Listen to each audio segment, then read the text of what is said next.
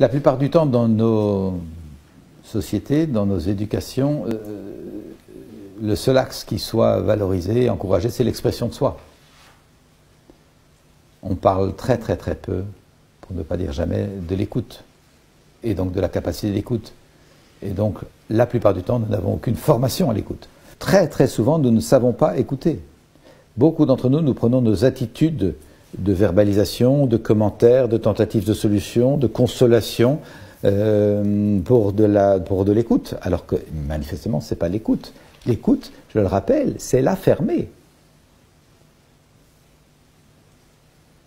C'est la fermer complètement pour être complètement avec l'autre. Et laisser l'autre arriver au bout de sa phrase, sans l'avoir interrompu par des conseils, par des propositions de solutions ou par du retour à soi. Il est temps que tu, à ta place je, de mon temps moi j'aurai, ton problème n'est rien à côté du mien, moi j'ai un vrai problème. Tout ça, c'est pas de l'écoute. Or, cependant, c'est extrêmement fréquent. C'est pour moi de la brutalité ordinaire, de ne pas laisser l'autre arriver au bout de sa phrase, et même de ne pas respecter le fait que l'autre, il a besoin d'un temps de silence après sa phrase. Parce que la phrase est la partie émergée de sa conscience. La conscience a pris des mots qui ont été dits, et lorsque les mots sont dits et qu'un temps de silence est respecté, la conscience continue son cours à l'intérieur. Et j'appelle ça nos Googles intérieurs qui s'activent, nos intelligences intuitives, notre intelligence relationnelle intérieure, qui fait des liens entre des choses qui étaient séparées, ou qui défait des liens entre des choses qui s'étaient agglutinées. Et c'est vraiment l'exercice de l'intelligence, faire ou défaire des liens, bien sûr, qui n'est possible que parce que l'autre, parce que quand j'ai fini ma phrase, l'autre tolère un temps de silence, et que tout ça peut s'activer en moi de façon extrêmement féconde. Et c'est ce qu'on va travailler, bien sûr, ici, sentir que le silence qui suit ma parole est fécond. J'ai peut-être déjà donné cet exemple qui m'avait vraiment fort impressionné et qui était cependant malheureusement courant, de parents qui m'appellent pour me dire « on a un problème avec notre ado, on ne s'entend pas bien, est-ce qu'on peut vous voir ?» J'avais encore mon cabinet de thérapeute à l'époque, je les reçois. J'écoute d'abord les parents, puis je me tourne vers le garçon, 14 ans je pense, et je lui dis « comment tu te sens quand tes parents disent ça? Tu t'y retrouves là-dedans ?»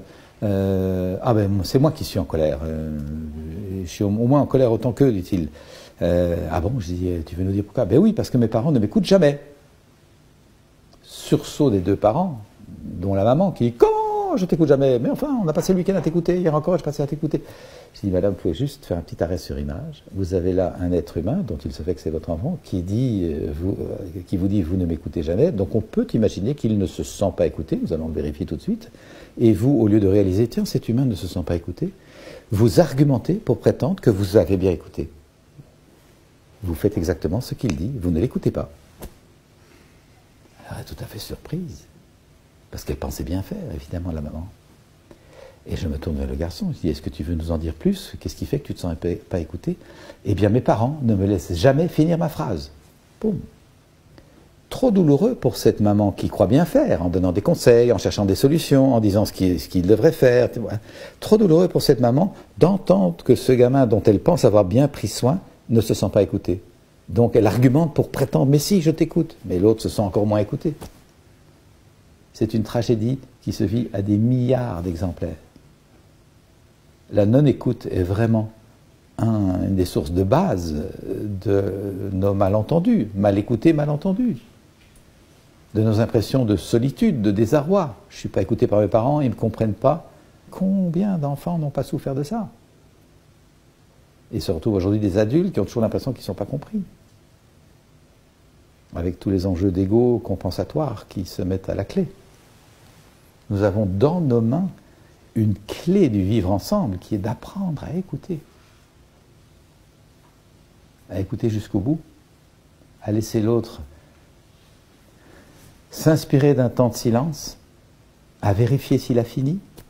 À prendre un temps de tact pour vérifier est-ce que c'est ça que tu dis? Petit reflet qui permet à l'autre de sentir, ben oui, je me sens bien compris. Hein, et de témoigner ainsi de la qualité de lien que l'on honore et que l'on cultive et qui nous sera bien sûr servi en retour. Parce que écouter l'autre, ça ne veut pas dire qu'on est d'accord. Ça veut juste dire qu'on reconnaît que cet humain a le droit de penser ce qu'il pense, puisqu'il le pense. Puisqu'il le pense, c'est qu'il y a quelque chose qui fait que c'est légitime pour lui de penser comme ça, même si on n'est pas du tout d'accord. Ça n'a rien à voir.